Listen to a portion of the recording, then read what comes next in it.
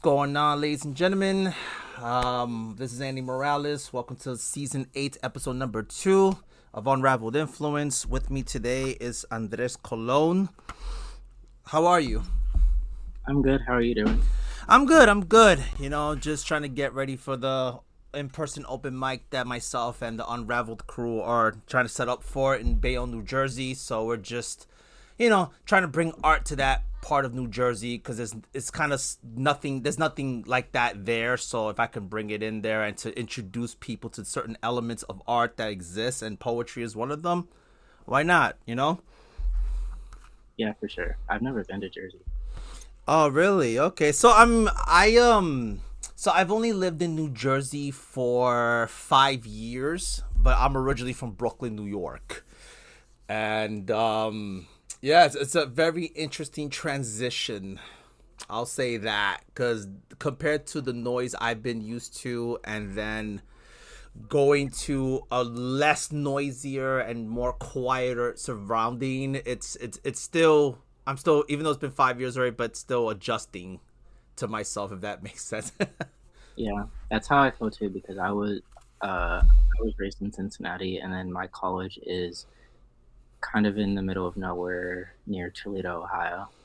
So it's like a bit of a different environment, as you said. Okay, okay. My co-host, and I mean, she's not gonna be able to be with us because she has school stuff to worry about. But she actually lives in Ohio as well. I believe she's in Cleveland, and she's a biology teacher there. But yeah, she has said that she's traveled different parts of Ohio, different parts that she does it's exactly how you said it. So that's, yeah. So that's the whole thing. But that's cool. Thank you so much for being a part of this show with me. I really appreciate it. So I always ask everybody this question. So poetry and writing. How did this all start for you? Well, I've always kind of been involved in the arts. I have been kind of sketching and doodling all throughout my childhood, pretty much in classes and stuff. And then there were always some um, ideas for art and stuff that I felt I couldn't really communicate through a visual lens. So I would kind of just write down the idea on like paper and or my notes app. And a lot of the times, those ideas I just wrote about instead of drew about. And then that kind of developed a habit of me starting to write. Okay. And talk to me more about the writing aspect. So is it just something that just comes up like that, like out of the blue, or is it something that you'll see something and then it would just inspire you to write? Like, how does that look like for you? Yeah, I have a bunch of different, I guess, like I would call them seeds of inspiration. So I'll get an idea randomly that I'm somewhere and I'll just write it down and then I'll kind of revisit it and keep building off of it. So I always have a couple different writing ideas or poems going at the same time, pretty much at all times. It's just like a matter of whenever inspiration happens, I'll like add to that idea until it's a more of a finished piece. And that's pretty much the same with how my poetry collections develop. I'll just write poems until they kind of form a story. And then from there, I figure out what kind of story it's trying to tell me. Okay, I love that. And as far as the figuring out aspect, how does that look like? Because that's interesting how you put it in that way that you put it. Because I kind of feel the same way with my poetry as well. And like when I write or when I have an idea, just write it down. I feel like eventually when I put certain things together, it would develop a certain way. Hopefully, it'll tell maybe the same sequence of stories if it's not the same situation, but it's those, but somehow they all link up to one another. I mean, do you see it being that way for you as well? Yeah, to reference my most recent poetry book, The Matador's Wife, the way that I kind of came to the thesis of it is, as I said, I just kept writing poetry and I sort of lay out all of the poetry that I'm working on and try to find some sort of theme or character. Um, in this in this situation for this collection, it was more of a character that I felt was being written from, and all of them kind of had um, themes of anger and like domesticity and feeling trapped.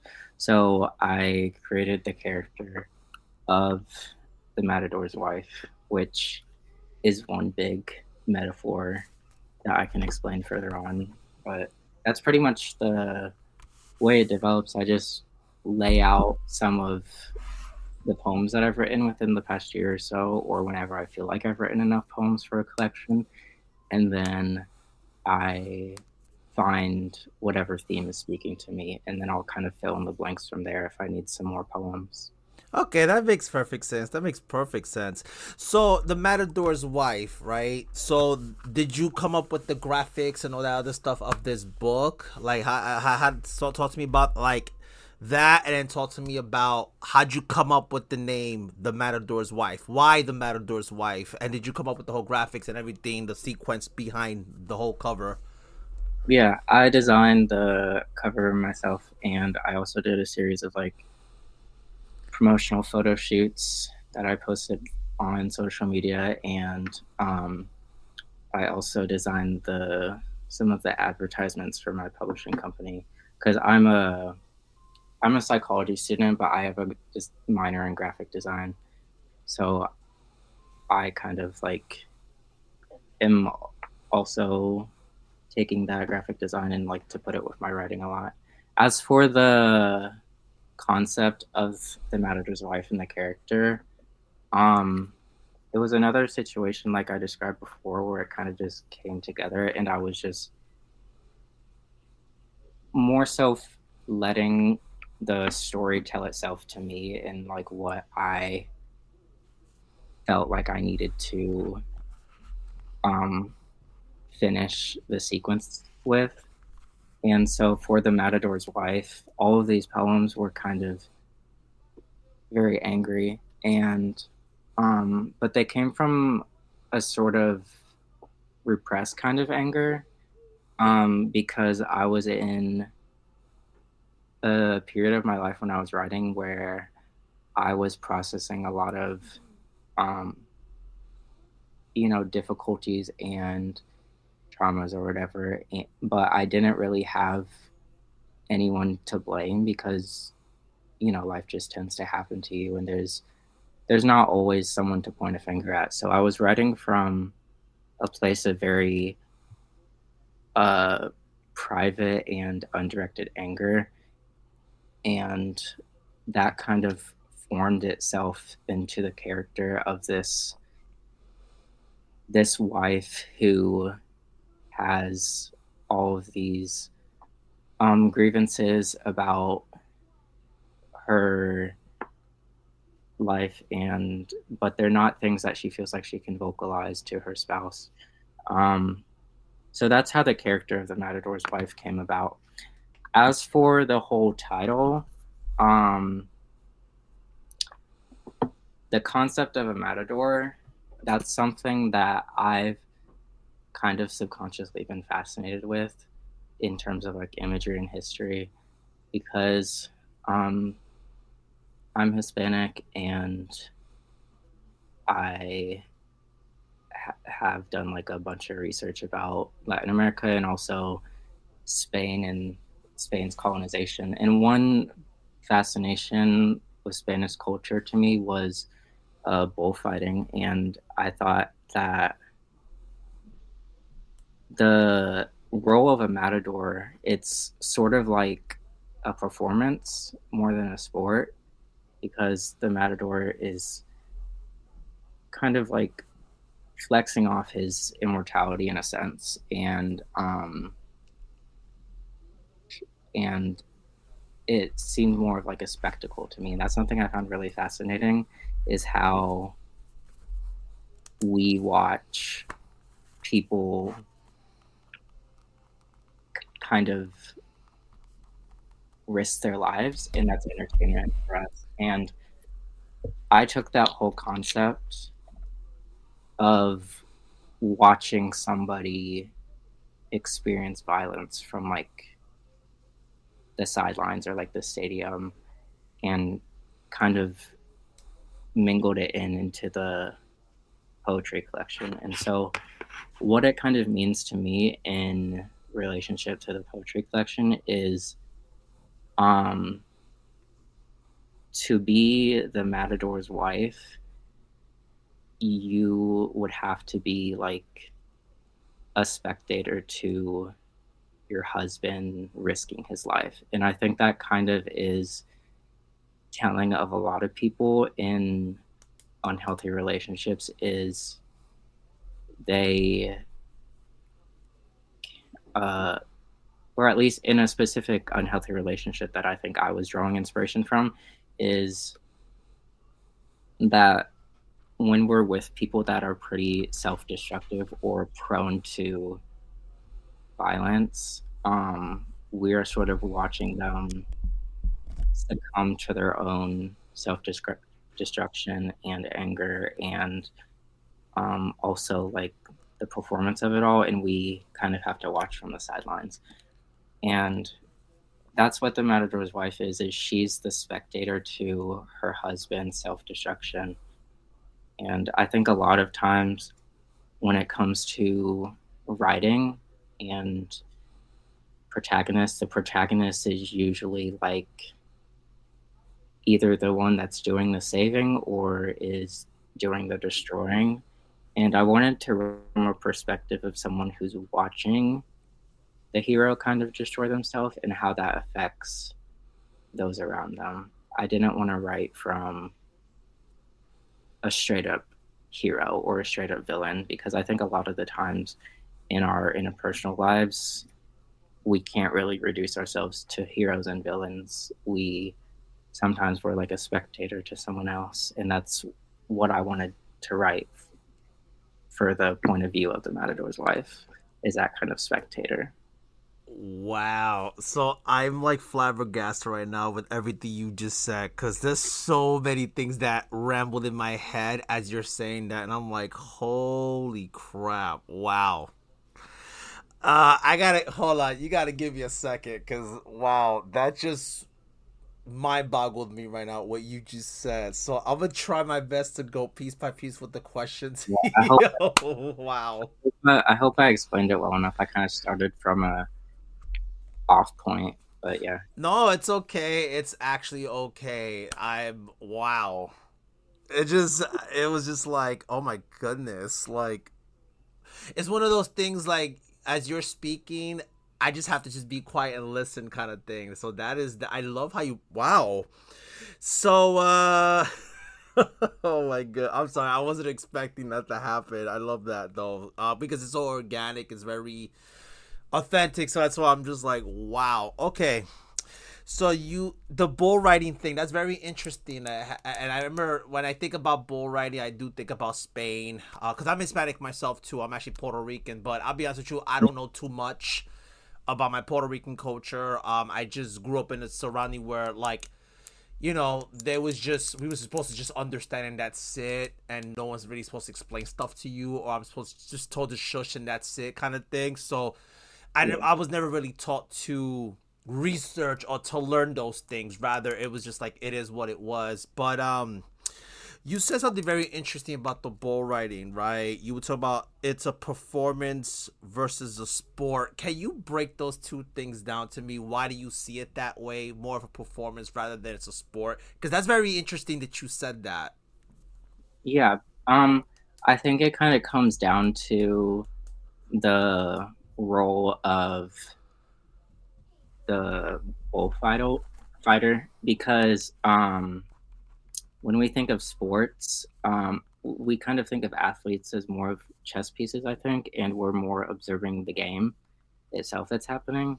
But I think when it comes to a performance, we're like watching the individual who is taking on the task. And I think bullfighting is much more of a performance because it's it's more focused on like the fighter itself and whether or not he's gonna die. It's yes, I can agree that it does take as much as athleticism as maybe any other sport, but people that are really into bullfighting are also into like the mystique and the persona of the bullfighter.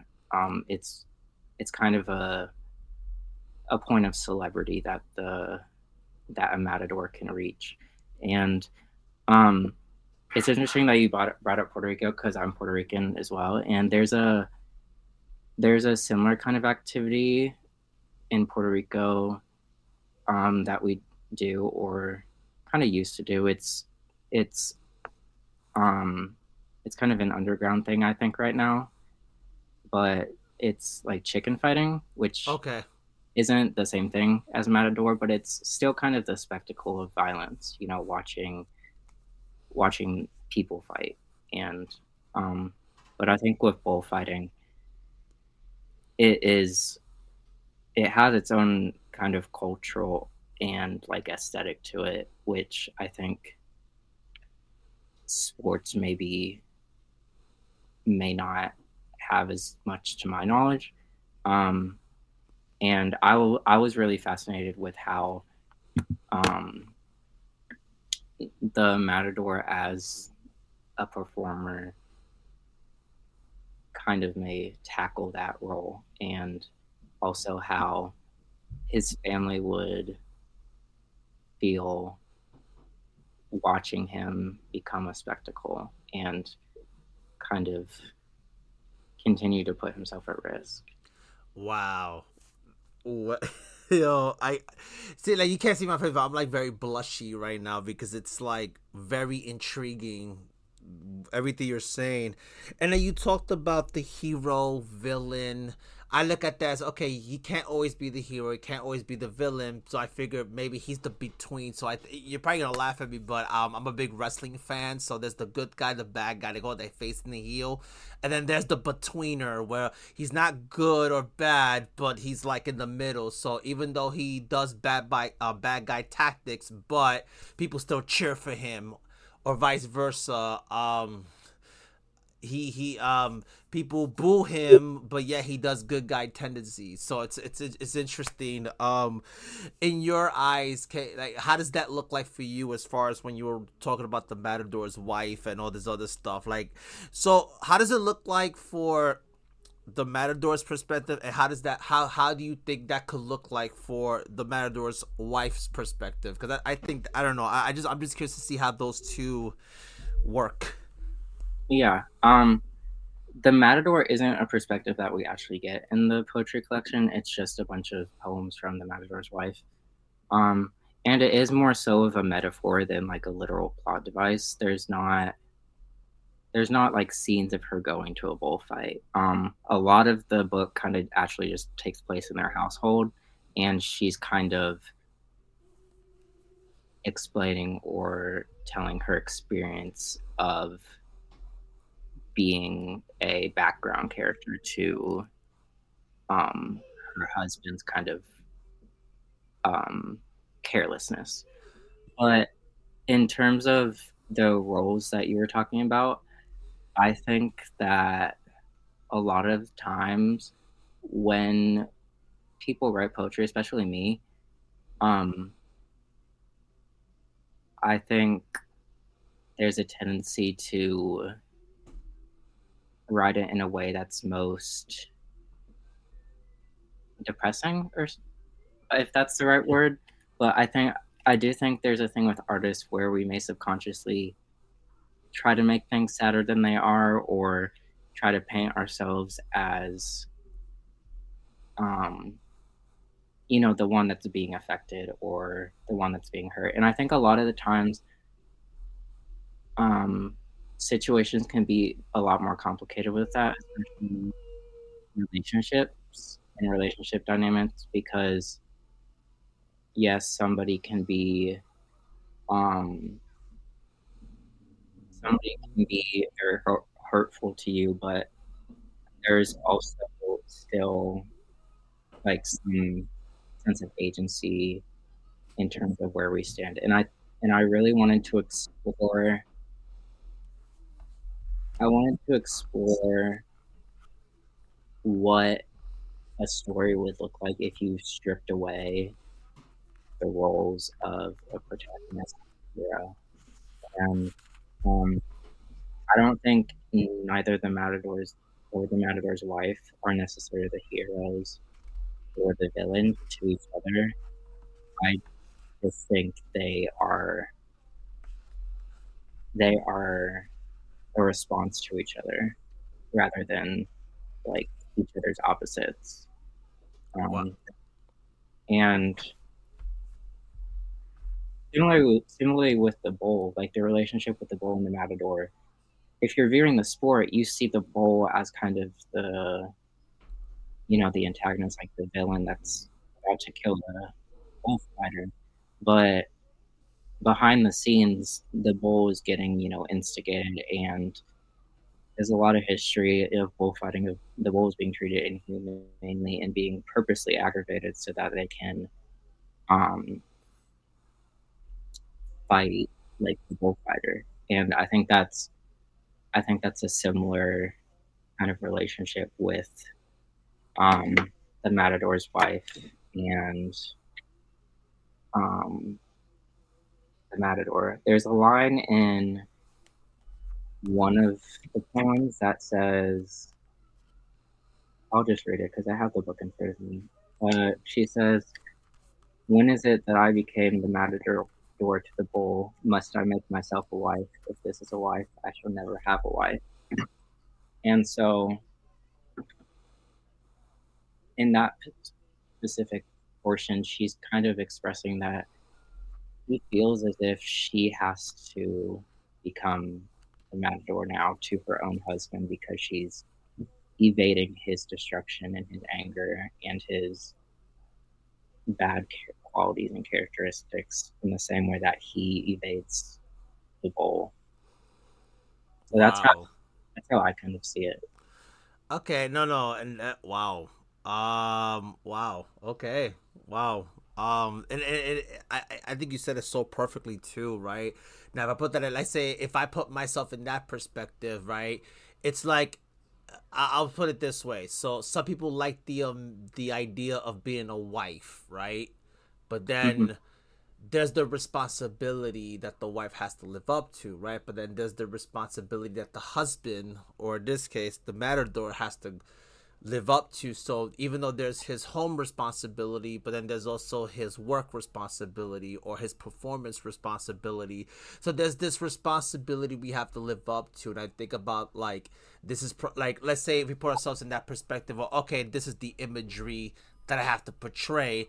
So they think, oh, I'm just this guy, but no one really see what happens behind the scenes for you to be that guy. And I think about, how do I say this without sounding like I'm bashing anybody, but like, I'm a born again Christian. So one thing, that one of the issues I've always addressed on my episodes is that there's people who like the idea of being like a pastor or running the church, but they don't understand what the responsibilities are, right? But then there's this idea that because I'm a pastor, that means I'm not allowed to struggle, or I'm not allowed to express any kind of vulnerability. And then when things hit the fan, then it's like, oh, but what happened?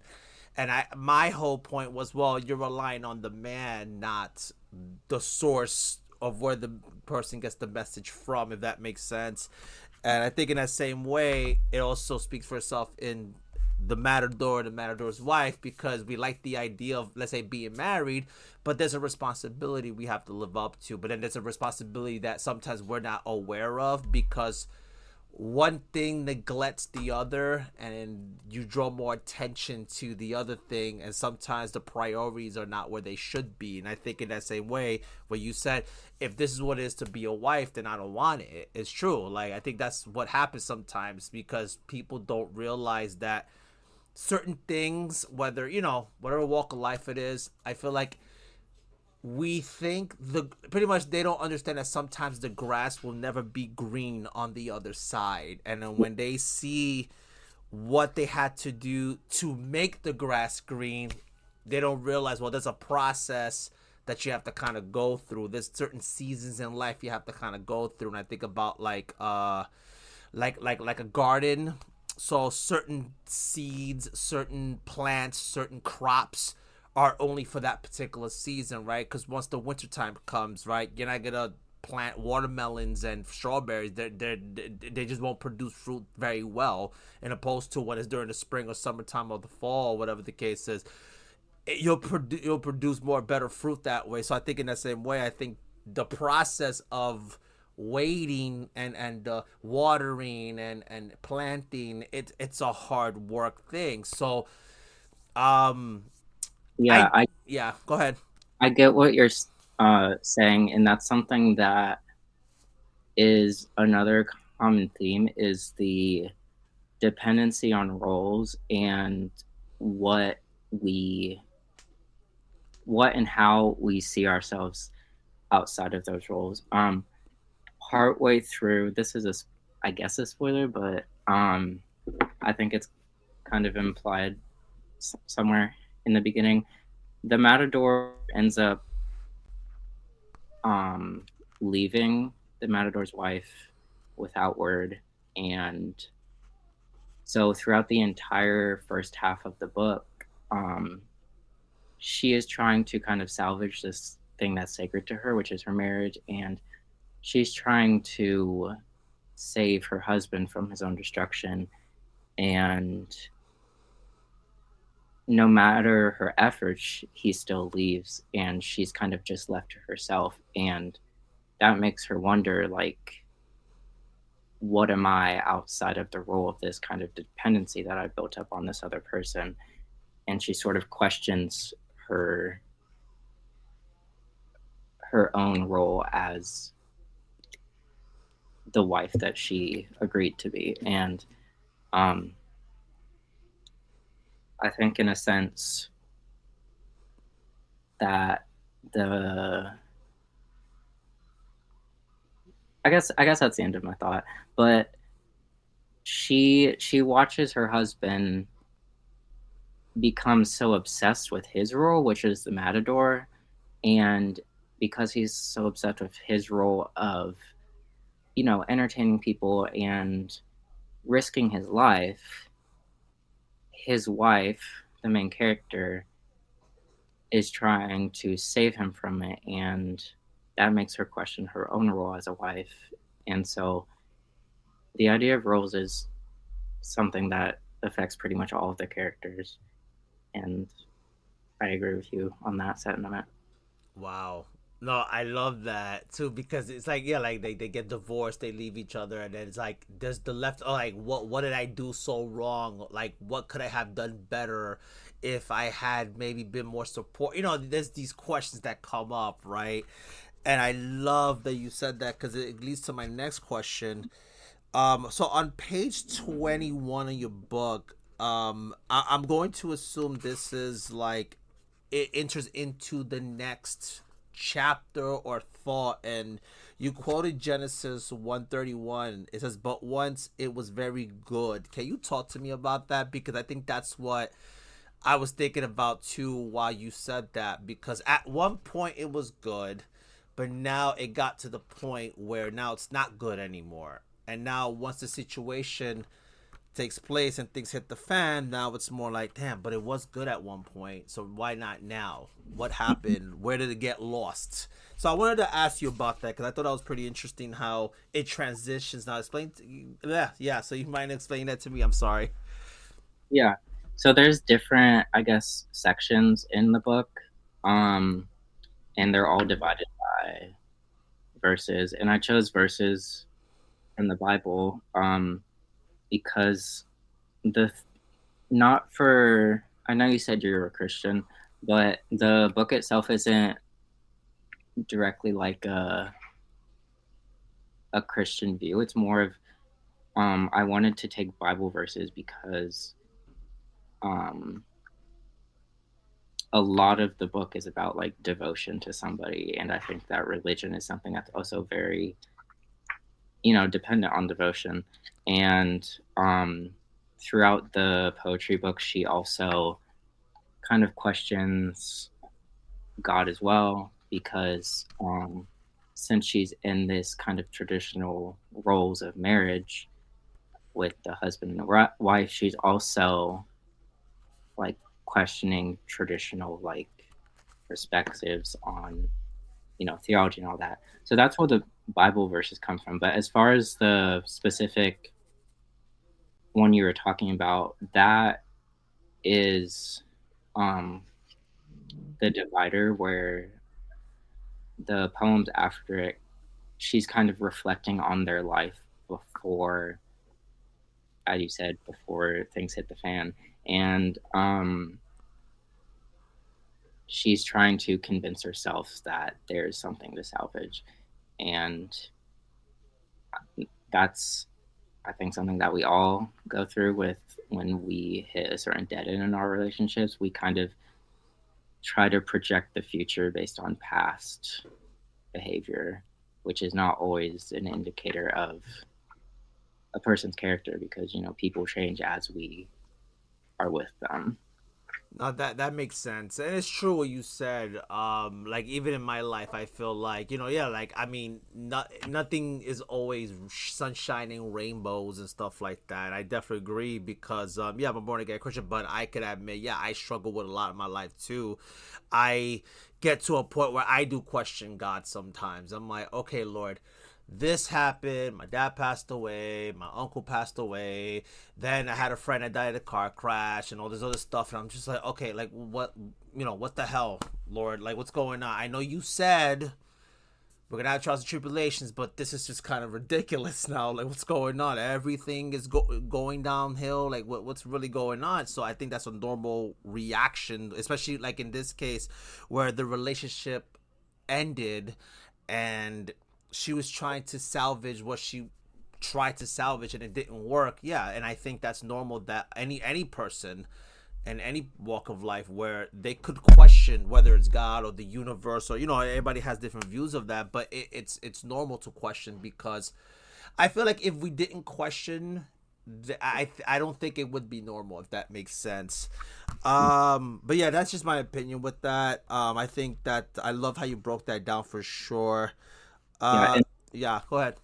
one last thing on that is that the kind of questioning of a higher power that she goes through is kind of a motif. I don't even know if that's the right word, but a motif for um sort of the way that she questions like pretty much everything and tradition itself because you know God and religion and all these theologies are um at least in America how we base a lot of like our traditions and laws in terms of like the development of the nuclear family and the traditional family household. Those kind of all stem from religious ideas Right. in the United States. And I wanted her theological debates to kind of lead her to an interpersonal debate of like, if I'm if if these traditions that I've known don't mean the same for me as they do now, then what does that say about me and my own role in this specific situation? So that's where the whole like themes of religion come in. Is it's sort of a device that I use to make the Matador's wife like um question her relationship to tradition and how she thought these traditional roles would you know complete her or save her, but at the end of the day you can't base who you are off of the roles in which you are to other people. That make wow. You know what? You said that perfectly well. Wow. I definitely agree with that because I think what it is, it's like when people give titles at us or they throw labels at us, right? I think about like a band-aid, so every scar represents a trauma or a situation and we cover them with band-aids, but when it's time to take the band-aid off, we try to use other things to kind of cover the scar because we feel like the minute people see that, they're gonna define us by what the scar is.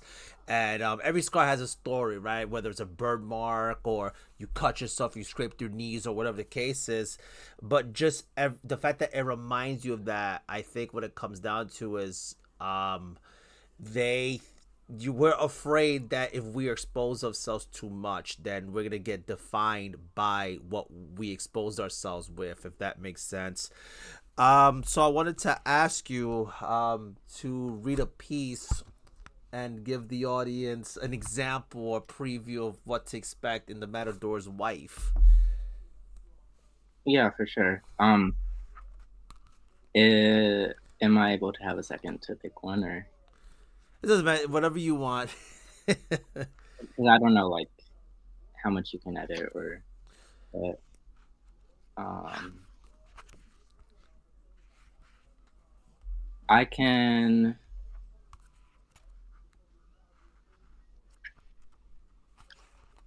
I'll read this one called Vegetable. It's from the section that you were talking about the the good parts of their marriage. It's on That's on page 26 if you were looking. Sounds Um, good. so this one's called Vegetable. I've never broken a bone, but I trust that you know you can't see the earth's curve as you fall from the top of the tire swing. So I suppose this flat world has its ends because you said. But was the skepticism worth aging me in worry? I hand over the bandages and I'm looking for Jesus in the palms of your hands, picking the mulch from where they'd nailed him. I can't help but wonder, would you have died for me like I'm your biggest conspiracy? I'd make you mud pies if you could try them, if I didn't have to pull all your teeth with your brother's pliers. You tell me I'm too sweet, I push you again, and you scream, higher, higher, higher. We hide behind the chatter of the washer and the dryer. When I'm this close, I can see that there sprouts a hair from your chin, and it hits me. You're to be a man of God, so you love me frugally, sneaking me through the window like I'm your biggest conspiracy. I called you out on that. You let me hit you as payback. God, I hate this sin, but I love this sinner. Then while playing cops and robbers, you learned this from your father. Don't you know you aren't invincible? I can't watch you become a vegetable. When I went to your baptism, I thought that you were drowning. I didn't know what the pastor meant when he said it was by grace that you would never be the person you were before the cleansing.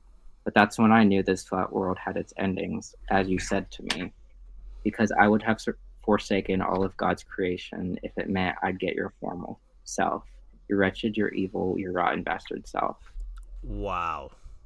So that specific poem is kind of, I guess, a clip from her and her husband's childhood, and it's showing some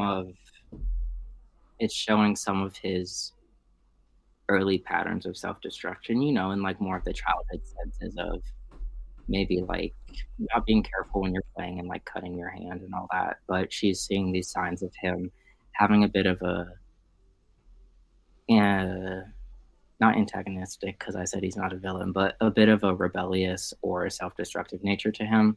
And um, because it's from such a young point of view of their childhood, um, she is confused about a lot of the religious ideas that she's aware about. Like she's confused about this concept of baptism, and she thinks it means that he is not going to be the same person to her, and that if he sort of succumbs to his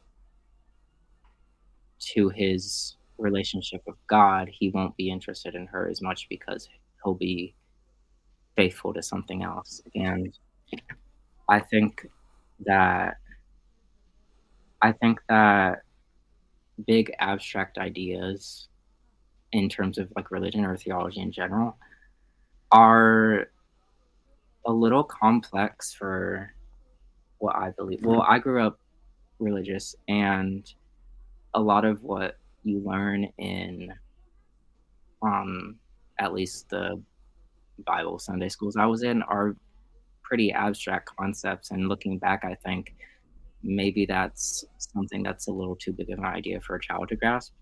And so that's kind of a perspective I wanted to write from of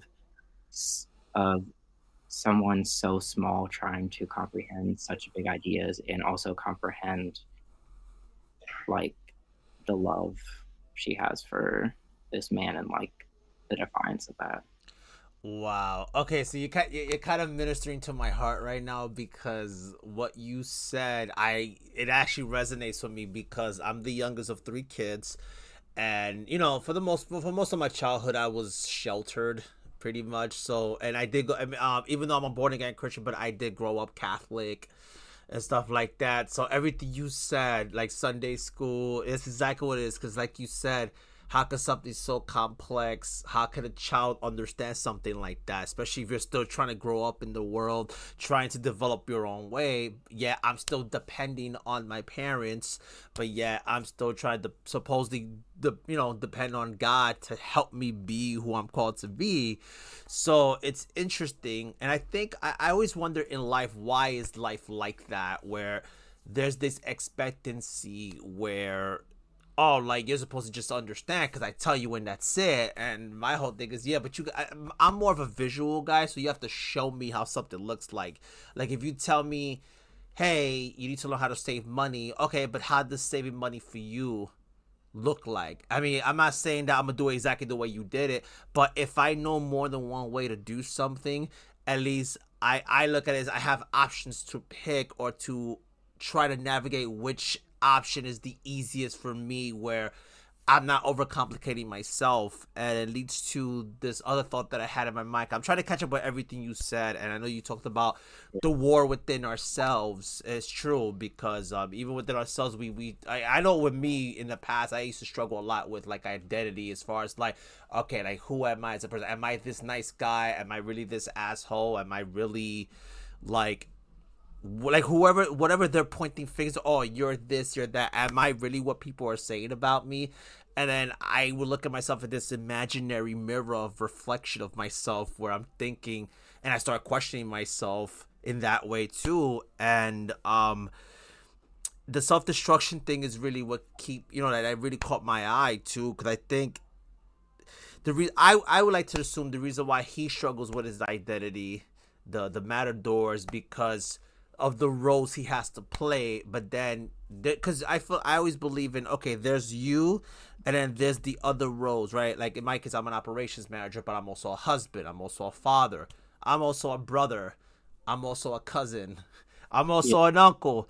But there's all these roles we play in life that I don't know. In my case, I sometimes don't know which to be at the present moment because I'm still trying to figure myself out. Who am I, the person first, before before I play the roles of these other titles? And I think that's what really drew my mind with what everything you're saying. So, yeah. yeah, that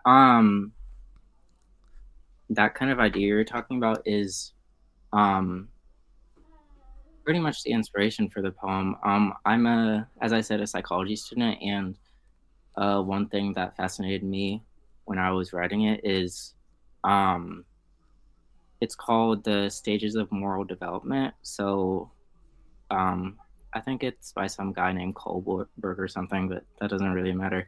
He basically proposed this theory that we have these different stages of moral development where we, understand things based on our age. And at the bottom, like in our early development, um, we make our decisions based on punishment. So we do things because parents tell us they're good and they're bad, and we want to avoid being punished.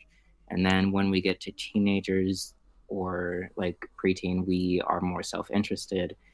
And then, as you age, it turns into, oh, how does this affect other people or like the world around me?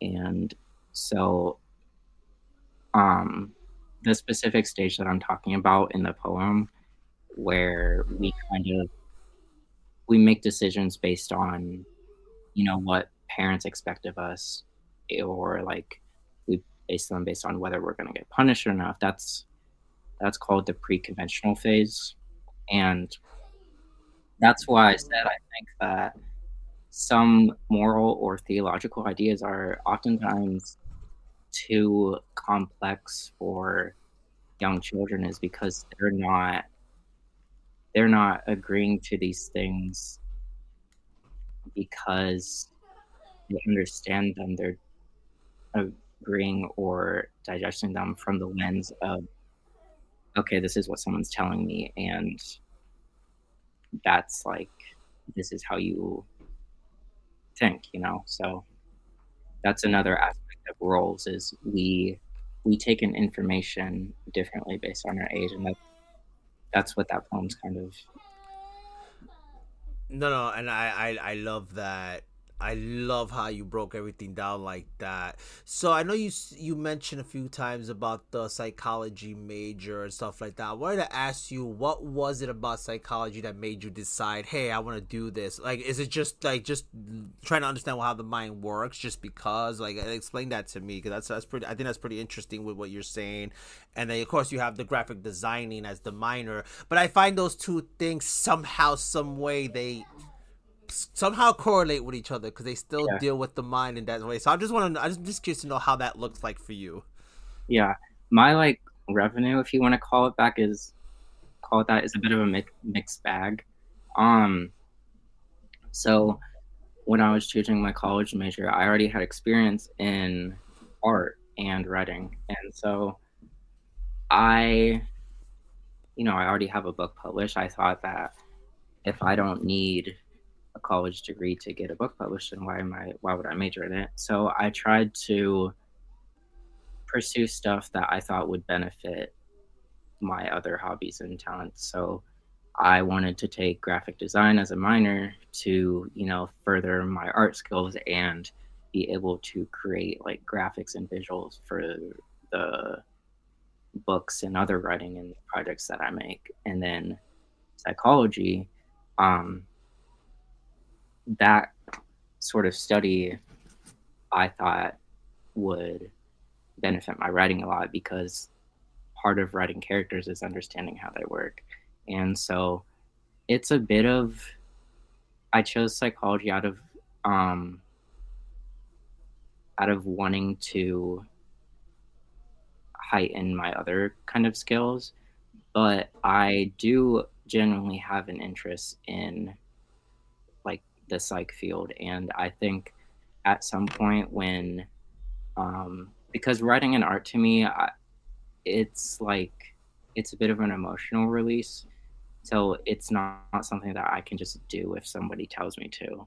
And so um art and art and writing, those are hobbies, but they're not ones that I can just pull out and you know base my whole salary on. So I do at some point want to be a therapist or some kind of social worker, specifically to Spanish speaking children.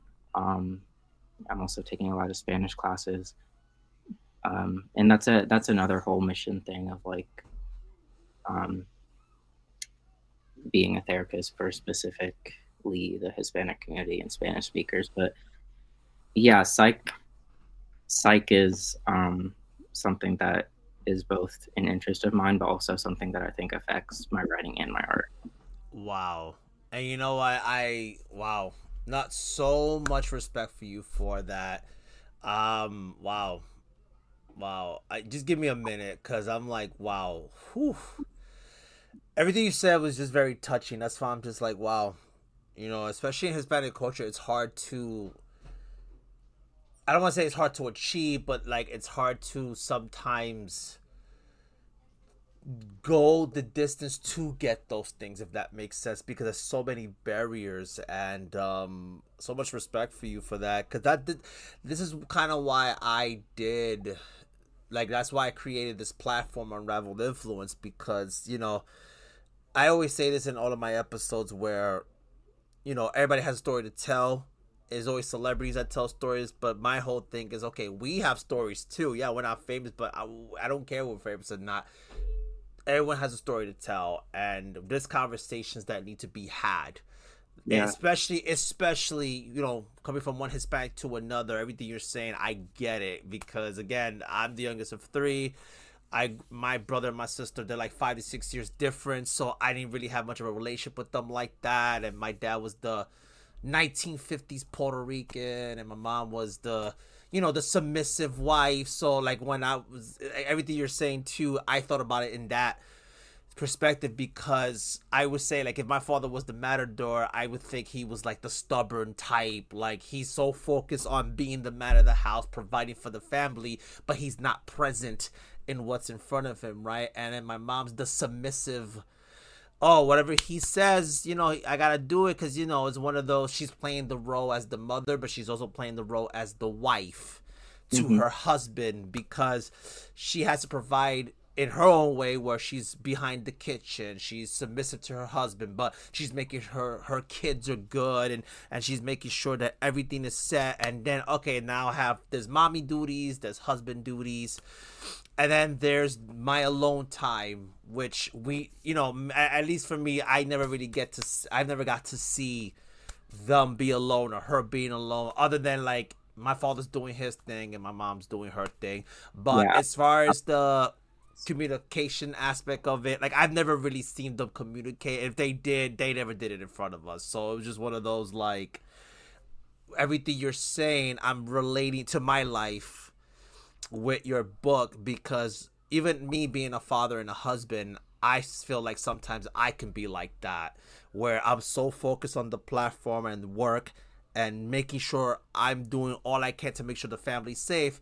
But sometimes it's easy to get lost in the present time, where, okay, like, even though my son is semi autistic, but I have to also be in the know as to, okay, make sure, like, my wife communicates to me about what's going on with my son at school and what's going on. And it's one of those situations that's like, oh, okay. But sometimes it's easy to neglect those things and forget, because we're so focused on the biggest thing that's in our eyes we think is bigger. But then it's like, oh, but I have to not forget, I'm also a father, I'm also a husband, and vice versa. So that's the way that everything you said, that's exactly how it's speaking to me right now. I just wanted to say that, because it's true. We could be the Matador. We could sometimes be the Matador's wife, and vice versa. Sometimes Yeah. I can be the characteristics of the Matador's wife, because am I living up to, being the husband? What if my wife leaves me and decides, okay, I'm done with this? So there's so many things and directions to take this, and I love how you just explained all that. And I'm sorry if I kept cutting you off. I apologize. I'm the kind of guy, like, if I don't get my thought across, I'm gonna forget. But my bad for that. But No, I love this. This is great. yeah, I was just emphasizing your point, like it is all about, you know, handling roles and um how we grapple with them and how we, as you said, like you didn't see your parents kind of outside of the roles that they exhibited and you didn't really get to see their, privacy. And that's another part of the book. Another um thing with the therapy part and the psychology thing is, especially if your um, first language isn't English or you're an immigrant from a Latin American country, like um, English might not be the language that can best correlate your emotions and feelings. And so that's why I want to be like a bilingual therapist, is because um, I think people should be able to express themselves in the language that makes sense to them and like their emotional state. So, Yeah, no, I love that, and again, so much respect for you because of that. Because it's true, we all need it, and I don't know if there's a lot of that everywhere, and I think that's great what you're doing and why you're doing it. And like I was saying before, that's why I kind of do what I do. Even though I have electronics engineering major, I never did anything with it, and I work at retail as an operations manager. But my main thing is I want to give back what wasn't given to me. But if I can be that person to pretty much be the voice of the voiceless. That's the way I'm looking at that. And I feel like you're doing the same thing in that way. Going to school, using your talents, using your visuals, and using your poetry as a way. I look at it like this is like a survival guide in a way too, right? Because they'll see this, they'll read a book and be like, "Wow, this resonates with me," and it'll kind of be like, "Damn, maybe this would help me survive," if that makes sense. In Yeah. that sense, so much respect for you for that, and thank you so much for trusting me and trusting this platform to share your story. We are approaching almost towards the end, and I always ask this to everybody, and I'm gonna ask this. So once we pass on, we're not here in this life. When people hear your name, Andres Colon, right? What is it that you want to be remembered for, and why? And what impact are you hoping to leave once you're not here anymore? Yeah, that's a big question. I'm Um, sorry. I'm so sorry if it's a big question. I I mean, I think in sort of the bubble of like my art and my writing, I always write from my personal experience, and then I try to make it something that can be universal. And I think if my work can help people understand themselves in a different way, then that's great and all I would want out of my work. And I think that for me as a person, I'm I think that kind of ties into therapy as well because a therapist helps people kind of put see themselves in a different way or put their situation in a different perspective that helps them process it more. And I see those connections a lot with my art and in my writing, and I think that um, like after I die, the common thing through my art and my career and stuff will probably be um, of how I've maybe resonated with certain people, and or at least that's what I would hope. With anything I do, if it helps people, then it does, and then if it doesn't, like I still put in the effort to make the art and help people as much as I could. Wow. No, amen to that. Amen to that. So yeah, and I agree. That's a beautiful thing because it's true. Any kind of lasting impact I can leave in this life, that when they remember me, they remember you, they remember people who made that difference in their life. I like to think that this is a difference maker here, because wow, this has impacted my life in one way or another. Because when I think about certain people, I do have friends that are no longer around, unfortunately. It's just life happens. But when I think about that person, I always think about, oh well, he made me laugh, she made me laugh, or if there was one advice that somebody gave to me that stood by me the whole entire time, like those kind of things, right? So I Yeah, had a friend of mine, even though I don't agree, but for some reason, um, it somehow stuck with me. This is back in college. He says something to the degree of, well, in life, sometimes you have to lie to survive. And I did not agree with that, because I always believe in the honesty being the best policy. And I remember one time years later, I had this one thought that just came to mind, where it's like, but what happens when honesty is not the best policy? When you're too honest and then it offends somebody, even though you mean well, what then? And I looked at myself like, you know what? I legit could not answer that question. But it's that one statement that, if there's anything else if I can remember that one thing for that one person, that's the one thing I remember. And it's not in a bad way or good. It's just more like, it just sticks to me every time I think about that one person. And I think in that same way, like when I pass on, I like to think that once I pass on, that they hear Andy Morales, they'll have all these things to say about me. Good, bad, doesn't matter. The fact that they'll remember me for something that I had some kind of impact somehow, some way. So, so much Yeah, respect for you. you can For yeah, you can always gain something from someone, or you know, no, and I've actually learned a lot today, to be honest with you, about even about myself through your conversation. So thank you so much for that. Because one thing I love about what I do and what you're doing, and just having this conversation, is I'm always learning something new. I feel like no matter how, because I'm 38, I'm gonna be 39 next year. I feel like it doesn't matter how old I become, I should always be willing to learn new things.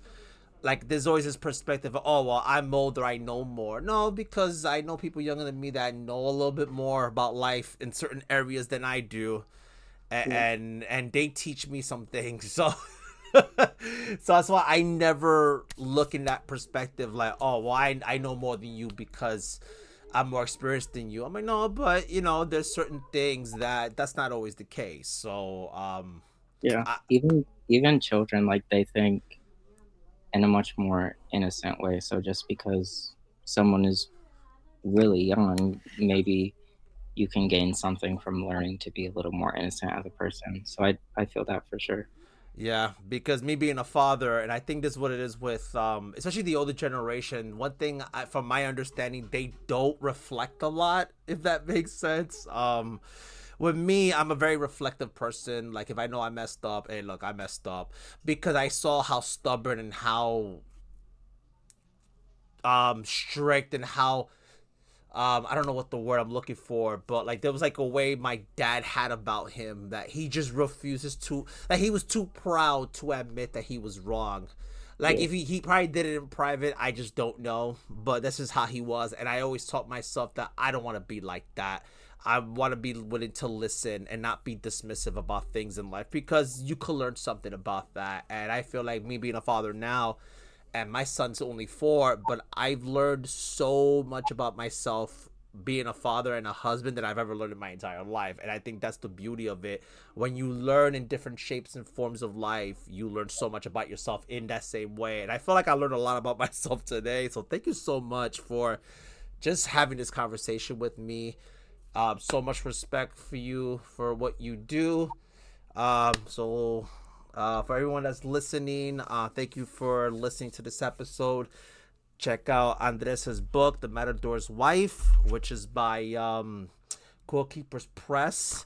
And I knew I forgot to ask you one more thing, so I'm going to ask it now.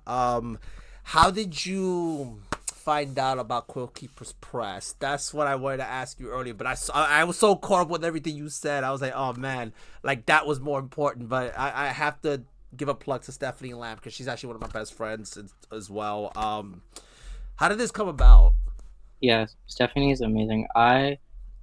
Um I just found Quillkeepers Press from the website is called Submittable, which is where I think I don't have a lot of authors friends, so I don't really know if this is like a universal thing, but um a lot of authors use Submittable to submit to publishers and Google like prizes and stuff. So I found them through that, and then I just submitted my collection to them through their chapbook prize competition that they were doing, and um, a couple months later, like Stephanie got back to me, and so yeah, it's been great working with them. Stephanie is she really wants to make sure that the author or artist is saying all that they want to, or like doing things the way that they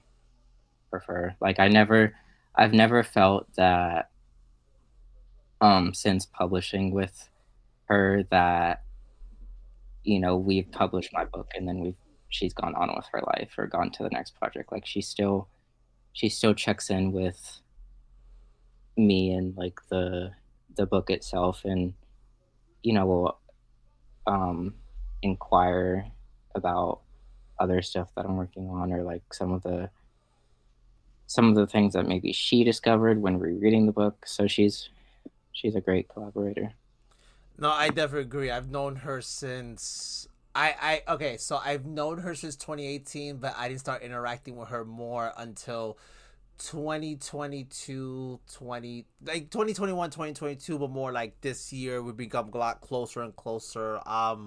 But yeah, I consider her one of my best friends, and it's just I it was just an honor and privilege to know her. She's the reason you and I met. So this is what I'm saying, like all Mhm. about uplifting one another, to tell the stories, to really build that lasting relationship with one another. That, and I love the fact that you said what you said. You know, again, like she, and it's true. I can vouch and say, yeah, she really cares so much about making sure your words are out there the way you want them to. And it's so funny because we did have a conversation a couple of weeks ago about how there's a lot of publishers that don't even give you that creative freedom, and she does. And I could, so, you know, my hands off to her because of that. So Andres, thank you so much again for doing this with me. um Yeah, thanks. definitely talk and keep in touch soon. So yeah. All right, 5, 4, 3, 2, 1.